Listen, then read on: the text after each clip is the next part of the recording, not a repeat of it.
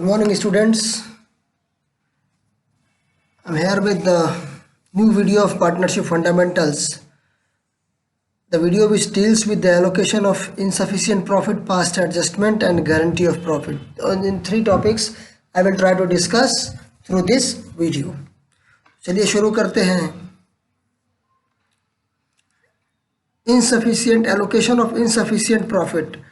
जैसा कि हम लोगों ने देखा है पिछले वीडियोस में कि हमारे पास जो प्रॉफिट होता है उस प्रॉफिट को हम लोग एक अप्रोप्रिएशन, जितने भी हमारे क्वेश्चन में हमें दिए रहते हैं वो सारे अप्रोप्रिएशन करने के बाद जो बैलेंस बचता है उस बैलेंस को हम लोग पार्टनर्स के कैपिटल अकाउंट में ट्रांसफ़र करते हैं. लेकिन अगर सिचुएशन क्या होगी जब हमारे पास प्रॉफिट के बजाय लॉस हो. अगर हमारे पास प्रॉफिट के बजाय लॉस होता है तो हम लोग किस तरीके से डील करेंगे, या फिर अगर लॉस की बजाय हमारे पास प्रॉफिट कम है, हमारे अप्रोप्रिएशंस के लिए हमारा प्रॉफिट कम है, तो हम किस तरीके से उस सिचुएशन को हैंडल करेंगे, ये हम लोग इस टॉपिक के अंदर डिस्कस करेंगे. अगर कभी लॉस है फिर बिजनेस में, then if it is mentioned in the question कि जो भी हमारी जो भी अप्रोप्रिएशंस दी गई है, अगर इस क्वेश्चन में मेंशन किया गया है हमारे कि इन सारे अप्रोप्रिएशन को चार्ज की तरह ट्रीट करना है या अप्रोप्रिएशन की तरह ट्रीट करना है, तो on the basis of that information we deal them. Charges और अप्रोप्रिएशंस के बारे में अभी आगे डिस्कस करूंगा मैं, लेकिन अभी जान लें आप लोग कि unless it is mentioned in the question that the expense is treated as a charge, अगर चार्ज अगेंस्ट प्रॉफिट है तभी हम उसको उसको प्रोवाइड करेंगे. अदरवाइज लॉस की कंडीशन में कोई अप्रोप्रिएशन प्रोवाइड नहीं की जाती है. अगली बात, इफ़ प्रॉफिट इज इनसफिशिएंट, अगर प्रॉफिट अपर्याप्त है, लाभ अपर्याप्त है, तो किस तरीके से हम लोग वहाँ पे सिचुएशन को हैंडल करेंगे. उस सिचुएशन में हम लोग प्रॉफिट एंड शेयर को जो भी हमारे पास है अप्रोप्रिएशंस को छोड़ के हम लोग क्या करेंगे, उस प्रॉफिट को उनके कैपिटल के रेशियो में डिस्ट्रीब्यूट कर देंगे जो भी हमारे पास इनसफिशिएंट प्रॉफिट है. और ये सिचुएशंस हैं हमारे क्वेश्चन में, अलग अलग तरीके की प्रॉब्लम्स हमारे सामने परोसी जाएंगी. उन प्रॉब्लम्स को समझने के लिए थोड़ा बहुत इनके बारे में जानना ज़रूरी है. वैसे इनसे जो चीज़ें मैंने यहाँ पे इकट्ठी की है उनसे बहुत ज़्यादा चीज़ें आपको एक क्वेश्चन लगाने के समय समझ में आएंगी. तो बस मैंने इस टॉपिक पे बात करने के लिए कुछ पॉइंट्स इकट्ठा किए थे जिस मैं उस पर बात कर रहा हूँ. अब देखते हैं कि क्या डिफरेंस है चार्ज और अप्रोप्रिएशन में.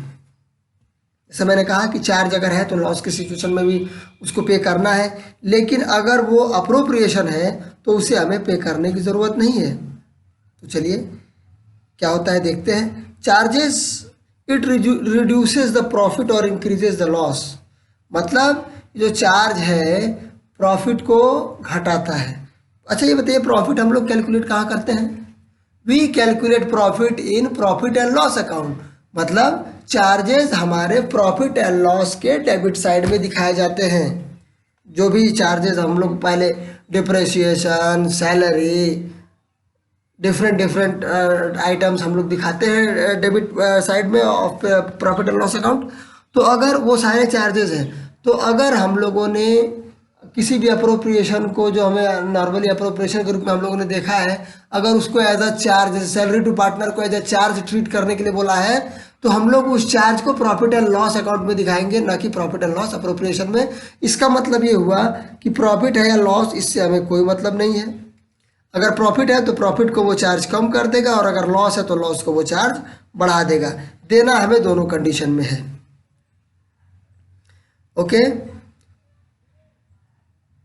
उसके बाद appropriation, it is the distribution of calculated profit among partners. Appropriation क्या है? चार्जेस प्रॉफिट कैलकुलेशन के लिए इस्तेमाल होते हैं, जबकि अप्रोप्रिएशन प्रॉफिट कैलकुलेशन के बाद इस्तेमाल किए जाते हैं. तो इसीलिए इन दोनों में एक मूलतः जो अंतर, बेसिक डिफरेंस जो हम लोग कहेंगे वो यही है कि ये प्रॉफिट एंड लॉस में बनाया जाता है जहाँ से प्रॉफिट कैलकुलेट होता है, जबकि ये प्रॉफिट एंड लॉस अप्रोप्रिएशन में बनाया जाता है जहाँ पे प्रॉफिट को अप्रोप्रिएट किया जाता है, प्रॉफिट का इस्तेमाल किया जाता है प्रॉफिट एंड लॉस को डिस्ट्रीब्यूट किया जाता है। Charges it is use to calculate the profit and loss, it is distributed after calculation. अब एग्जाम्पल हमारे पास लिखा हुआ है स्लाइड में, salary, rent, all expenses are charges, interest on capital, salary to partner, commission to partner, they are all appropriations, but in some situations we may be asked to treat them as a charge. अब क्या instructions हमें हमारी rules बताते हैं accounting के कि insufficient profit में क्या करना चाहिए। Whenever there is insufficient profit we follow the following sequence, first provide IOC, then salary, then commission. It means we have to, whatever profit we have, the primary payment will be made, primary appropriation which should be made is interest on capital, then salary, and then commission. But if at any stage our profit, और अगर किसी भी इन तीनों में sequence को follow करते समय अगर किसी भी स्टेज पे हमें ऐसा लगता है कि हम लोगों ने हमारा प्रॉफिट कम पड़ रहा है, तो उसी स्टेज पे हम लोग उस प्रॉफिट को, जो भी रिमेनिंग प्रॉफिट है, उसको कैपिटल रेशियो में बांट के अप्रोप्रिएशन को क्लोज कर देंगे।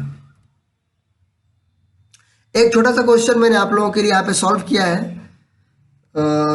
Let's see how this question is helping you. A and B are partner with 1 lakh and 2 lakh capital, profit sharing ratio is 2:3, interest on capital is 10% per annum, profit for the year is 18,000। Situation है, समझ में आ गया question आप लोगों को। Profit 18,000 रुपया, तो हम देखें अगर इंटरेस्ट ऑन कैपिटल, टोटल हमारा इंटरेस्ट कितना है, 3 लाख रुपए।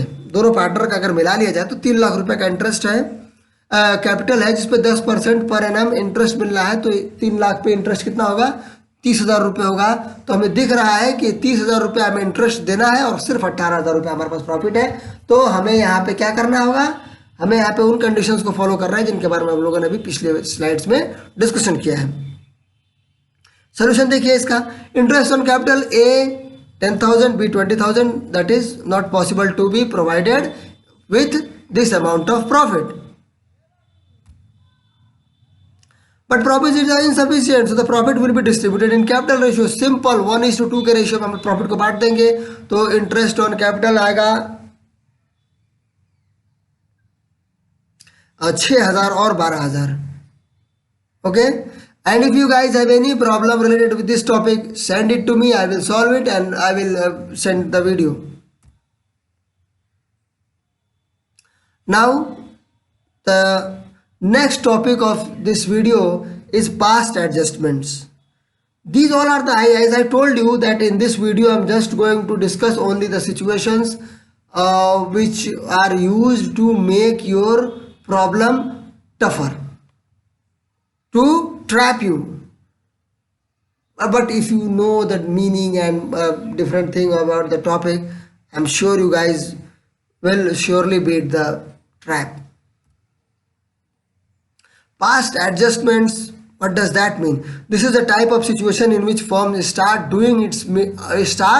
undoing its mistakes done in past and start rectifying its mistake through accounting itself, as we have done in rectification, the chapter of 11th class 11th, error and rectification। उसमें भी हम लोग यही काम करते थे कि कोई मिस्टेक हो गई है, उसको हम लोग अकाउंटिंग की मिस्टेक को अकाउंटिंग के टूल्स के इस्तेमाल से ही हम लोग दूर कर सकते हैं। उस चैप्टर में हम लोगों ने सीखा था, वही कॉन्सेप्ट हमें यहाँ भी इस्तेमाल करना पड़ेगा, क्योंकि पास्ट की हुई मिस्टेक्स को हम लोग यहाँ पे अकाउंटिंग की मदद से रेक्टिफाई करेंगे। It may consist different situation with different solution. इसमें अलग अलग जैसा पास्ट एडजस्टमेंट होगा वैसा, only you need to have the concept of error rectification, that जो चीज़ गलत डेबिट हुई है उसको उतने से क्रेडिट कर देने पर वो रेक्टिफाई हो जाएगा। जो चीज़ ज़्यादा डबल क्रेडिट गलत जिसको डेबिट हो रहा था वो डेबिट नहीं हुई है तो उसको डेबिट कर, ये सारे कॉन्सेप्ट थे। Undoing the effects by different method of rectification as we have discussed. Clear concept is mandatory to these type of problems in exam. They can consume your most of the time, लेकिन अगर आपका concept clear है तो you will usually get the best from this. Normally cases क्या क्या हो सकते हैं? Profit share in wrong ratio, profit जो था वो पिछले 2 साल से 3 साल से गलत रेशियो में बट रहा था, या फिर पिछले साल गलत रेशियो में बट गया गलती से, अब उस प्रॉफिट को एडजस्ट करना है। तो क्रेडिट कैपिटल को प्रॉफिट अगर मिलता है पार्टनर्स कैपिटल अकाउंट में, तो कैपिटल अकाउंट हमारा क्रेडिट होता है, नॉर्मल सी बात है। तो अब हमको क्या करना है, उस कैपिटल जो क्रेडिट हुआ उसको ख़त्म करके उतने अमाउंट से डेबिट कर देंगे, और फिर जो नया अमाउंट ऑफ क्रेडिट होगा उसको उतने अमाउंट से क्रेडिट कर लेंगे, और देख लेंगे कि कितना अमाउंट मुझे पार्टनर को मैंने कम दिया था या फिर कितना अमाउंट किसी पार्टनर को मैंने ज़्यादा दिया था, और वहाँ पे एडजस्टमेंट होता है। Forget to allocate profit before distributing the, अब ओके वी नो कि डिस्ट्रीब्यूशन के पहले अप्रोप्रिएशन सारे हम लोग कंप्लीट करते हैं, लेकिन अगर हम लोगों ने interest on capital, salary, commission इत्यादि जो हमारे अप्रोप्रिएशंस दिए हुए हैं वो हम लोगों ने नहीं किया है और हम लोगों ने प्रॉफिट डिस्ट्रीब्यूट कर दिया है, इन दैट ये भी एक कंडीशन हो सकता है पास्ट एडजस्टमेंट का। In this I have 3 question and I'm just going to solve these question on the board. Okay, and hoping that you guys are getting my all my videos, whatever things I just want to describe you guys are getting. Now let's start with the new topic of in this PPT, that is guarantee of profit.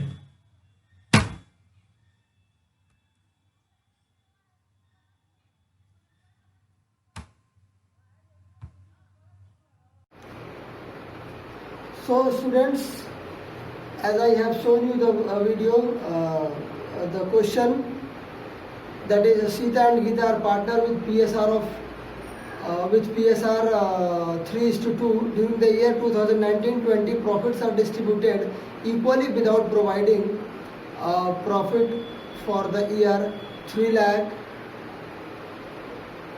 The given information we have, the profit of the year is 3 lakh.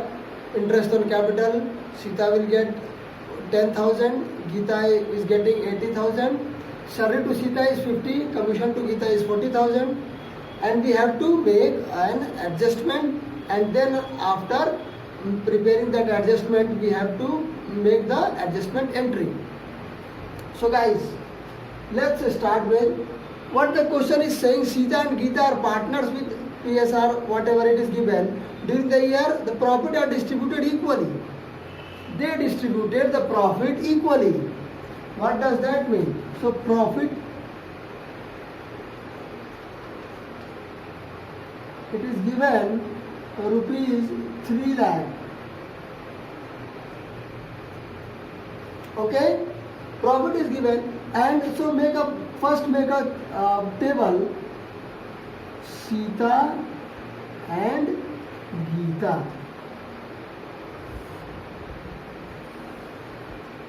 तो हमें पता है कि उन्हें कुछ amount गलत चला गया है, तो जब हम कैपिटल में अमाउंट डालते हैं तो हम उसको क्रेडिट करते हैं। अभी हमको उस अमाउंट को अंडू करना है। मैंने उस अमाउंट को जो डाला है उस अमाउंट को वहाँ से उतने अमाउंट से इंक्रीज हुआ था उससे डिक्रीज करना है।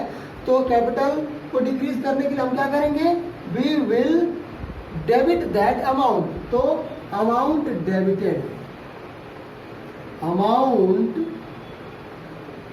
डेबिटेड, कितना अमाउंट निकाला हम लोगों ने, तो 3 लाख को बराबर हिस्सों में इन लोगों ने बांटा था।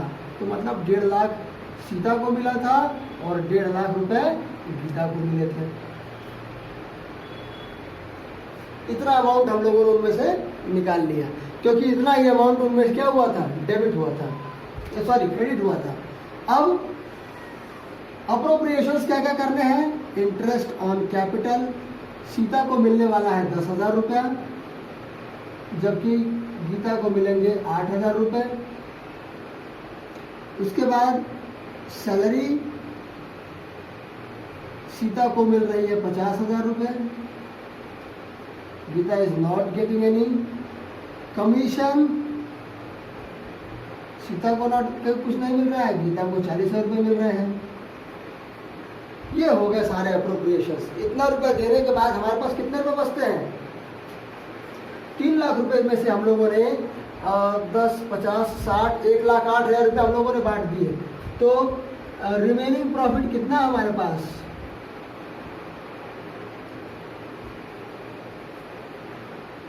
3 लाख में से 1,08,000 रुपये हम लोगों ने अप्रोप्रिएट कर दिए, तो हमारे पास बचे 1,92,000 रुपये। अब इस 1,92,000 रुपये को हमें किस रेशियो में बांटना है? 3:2 के रेशियो में बांटना है।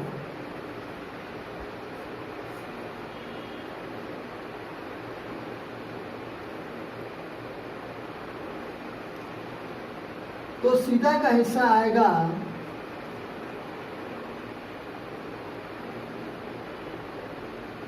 1,15,000, जबकि गीता का हिस्सा आएगा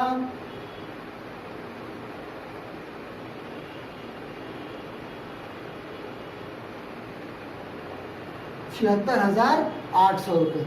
चलिए अब प्रॉफिट डिस्ट्रीब्यूटेड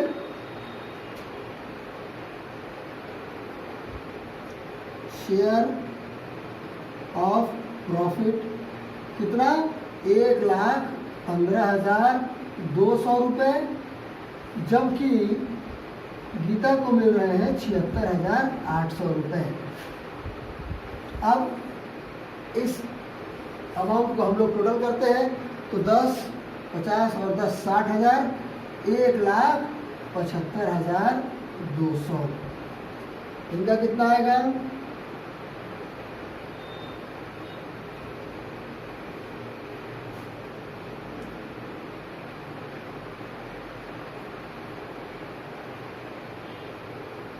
एक 1,24,000। तो ये अमाउंट हम लोगों ने क्या क्या किया? Amount credited. ये अमाउंट क्रेडिट होना था और हम लोगों ने क्रेडिट क्या अमाउंट किया था? ये अमाउंट हम लोगों ने क्रेडिट किया था। तो अब चलिए, इनको देना था 1.5 लाख रुपए, सॉरी इनको देना था 1,75,000 रुपये, लेकिन हमने दिए सिर्फ कितने? 1.5 लाख रुपए। तो हमें इन्हें और कितना करना पड़ेगा अमाउंट क्रेडिट? क्रेडिट अमाउंट कितना करना पड़ेगा? 25,200। और इन्हें हमें 1,24,000 रुपये देने थे, लेकिन हमने इनको दे दिया 1.5 लाख रुपए। तो इनका अमाउंट इनका कम होगा, तो इनके अमाउंट को डेबिट करना पड़ेगा हमें कितने से? 25,200 से। तो ये रहा आपका टेबल। ये एडजस्टमेंट आपको करनी है। अब इसकी एंट्री बिल्कुल सिंपल है। इतने अमाउंट से गीता का कैपिटल डेबिट होगा और इतने अमाउंट से सीता का कैपिटल क्रेडिट होगा। तो Gita capital account debit to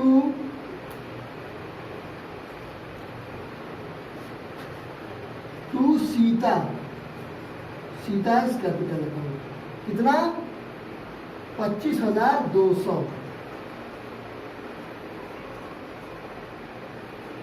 तो गाइस, इस तरीके की प्रॉब्लम्स आपको आ सकती हैं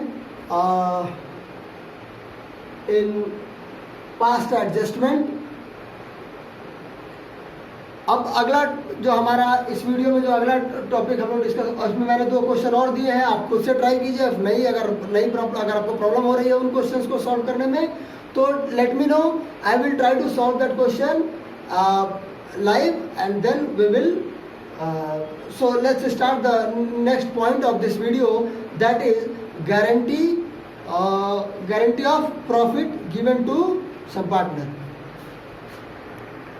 Guarantee of profit, this is the next condition which you guys will have frequently.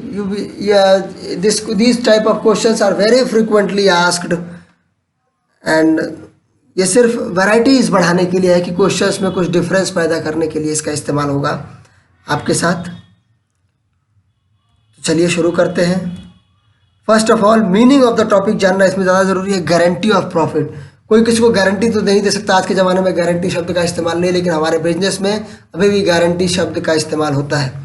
कई बार क्या होता है कि हम किसी व्यक्ति को अपने पार्टनरशिप में इन्वॉल्व करना चाहते हैं और जिसकी ब्रांड वैल्यू ऑब्वियसली ज़्यादा होगी, तभी हम लोग उसे क्या कहते हैं कि उसे गारंटी दे रहे हैं कि मैं तुम्हें प्रॉफिट की गारंटी दूंगा। तो अगर वो आदमी इम्पॉर्टेंट है and he is not willing to come by seeing that I may not get enough profit, तो ऐसे आदमी को अपने पार्टनरशिप में ऐड करने के लिए उसको एक एश्योरेंस दिया जाता है।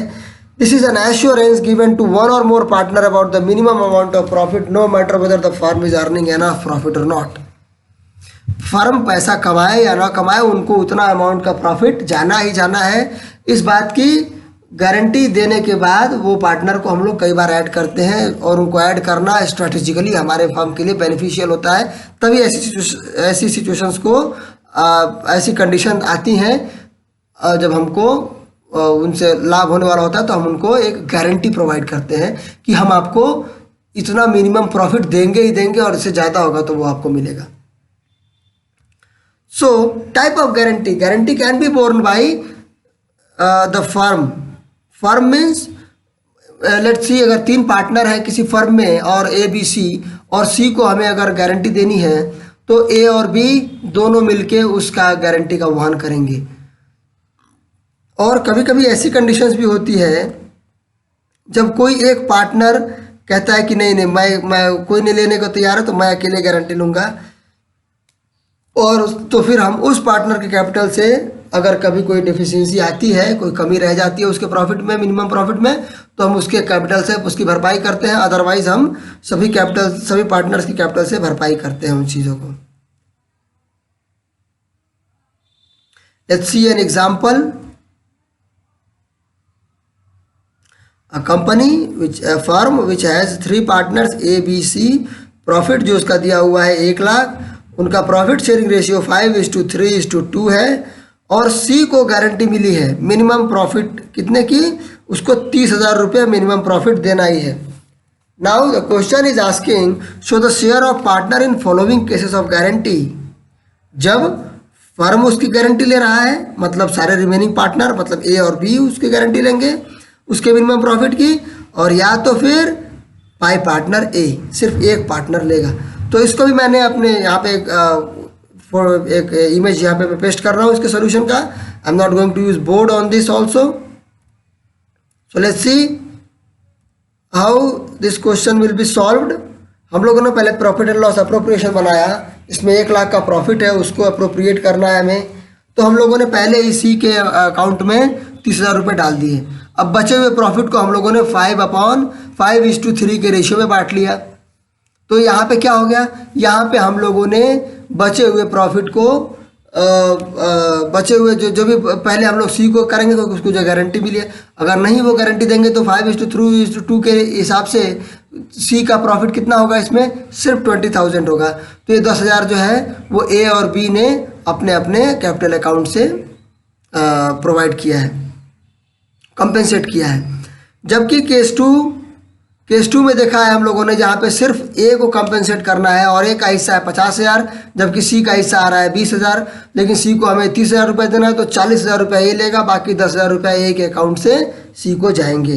ये एक छोटा सा एग्जाम्पल था। अगर आपके पास कोई क्वेश्चन है तो start forwarding it to me, I will solve it to you guys. Okay, और जैसा कि मैं हमेशा कहता हूँ आपसे कि प्रॉब्लम सॉल्व करते रहिए, डाउट्स अगर हो कुछ